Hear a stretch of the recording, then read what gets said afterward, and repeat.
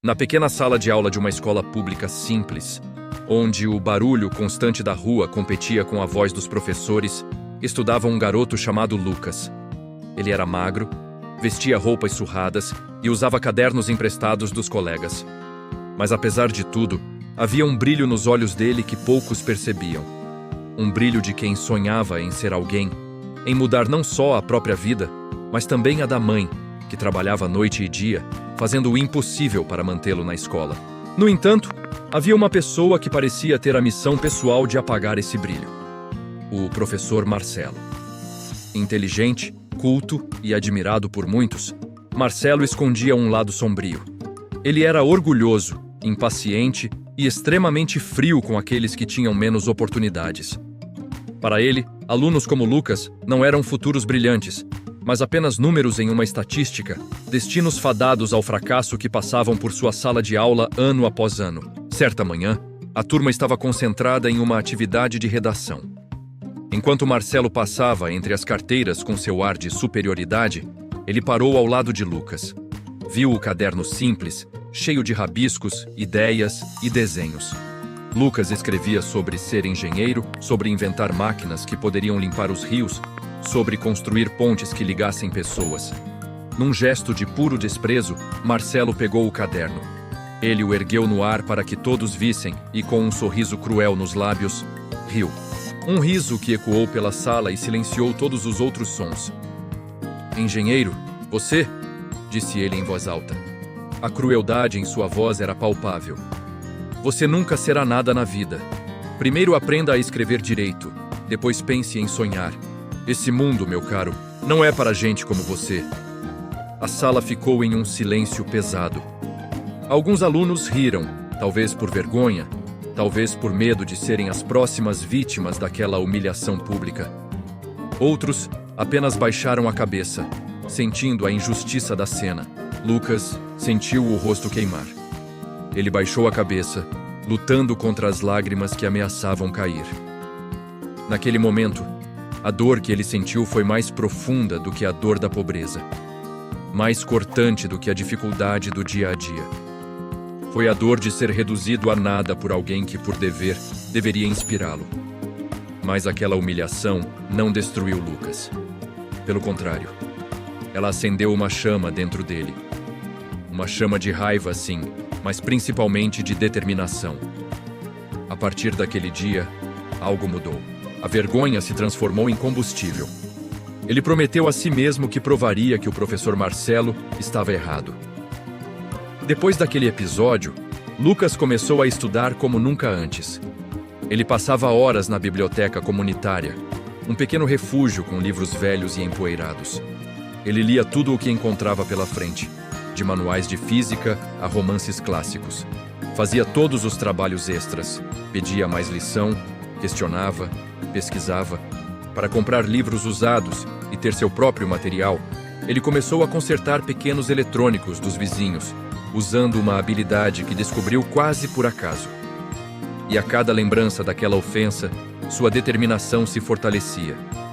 Ele não estava mais estudando apenas para mudar de vida, estava estudando para reescrever a história que tentaram impor a ele. Os anos passaram depressa. Enquanto muitos continuavam a subestimá-lo, vendo apenas o garoto pobre de roupas gastas, Lucas seguia firme em seu caminho. Ele terminou o ensino médio com as notas mais altas da turma, surpreendendo a todos que duvidaram dele. Seu esforço lhe rendeu uma bolsa de estudos integral em uma das melhores universidades de engenharia do país. A faculdade não foi fácil. Ele trabalhou como estagiário durante o dia, limpando peças e organizando projetos, e estudava à noite. Muitas vezes, dormia apenas algumas horas. Mas a imagem daquele dia na sala de aula ainda era um motor poderoso. Ele se formou com honras e, com seu talento e dedicação, não demorou para se destacar. Começou como pesquisador e, com o tempo e muito trabalho, tornou-se um dos engenheiros mais respeitados da sua área, especialista em projetos sustentáveis e inovadores. Ele era o homem que construía o futuro. Até que, um dia, numa tarde chuvosa, sua secretária entrou em sua sala com uma expressão curiosa. "Senhor Lucas, tem um senhor lá fora. Ele está insistindo em falar com o senhor. Disse que o nome dele é Marcelo." Lucas sentiu um arrepio percorrer sua espinha. Aquele nome o transportou de volta no tempo, para a sala de aula barulhenta, para a sensação de humilhação. Por um instante, o menino assustado dentro dele ressurgiu. Mas ele respirou fundo, e com uma calma que ele mesmo se surpreendeu, autorizou a entrada. A porta do seu escritório imponente se abriu, e por ela entrou um homem de aparência cansada, cabelos grisalhos e ralos e um olhar completamente abatido. Era ele, o antigo professor Marcelo, mas ele estava irreconhecível. O orgulho, a arrogância, a postura altiva, tudo isso havia desaparecido. No lugar, havia dor, fragilidade e um visível arrependimento. Ele se sentou na cadeira à frente da mesa de Lucas, com as mãos trêmulas apoiadas nos joelhos. Ele olhava para as próprias mãos, sem coragem de encarar o antigo aluno. Lucas, ele começou com a voz embargada. Eu preciso de ajuda. Minha casa foi condenada por risco de desabamento. Eu não tenho recursos para consertar, nem para onde ir. Me disseram que você é o único profissional na cidade que pode me orientar, que talvez possa salvar meu terreno.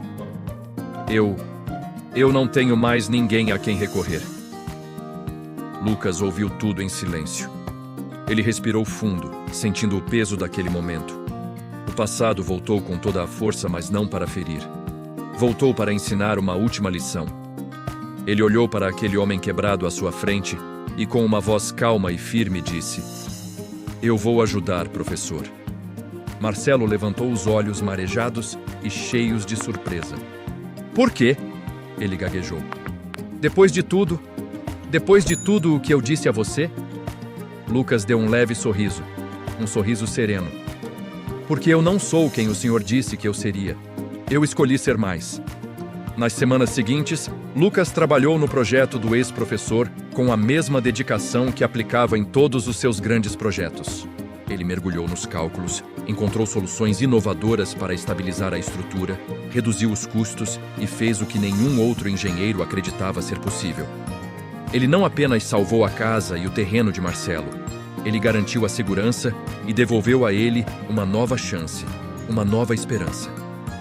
Quando tudo finalmente ficou pronto, Marcelo, visivelmente emocionado, segurou as mãos de Lucas. As lágrimas que ele não conseguia mais segurar escorriam por seu rosto envelhecido. Eu errei com você, Lucas. Eu errei terrivelmente. Eu tentei destruir sonhos que não me pertenciam. E hoje é você quem me devolve a esperança. Obrigado. Obrigado por ser o homem que a minha arrogância não me deixou enxergar que você poderia ser. Lucas sorriu. Não com orgulho, mas com uma profunda sensação de paz. Naquele momento, ele entendeu que, às vezes, a vida nos coloca de frente com aqueles que nos feriram. Não para que possamos devolver a dor, mas para mostrarmos a eles, e a nós mesmos, o quanto crescemos.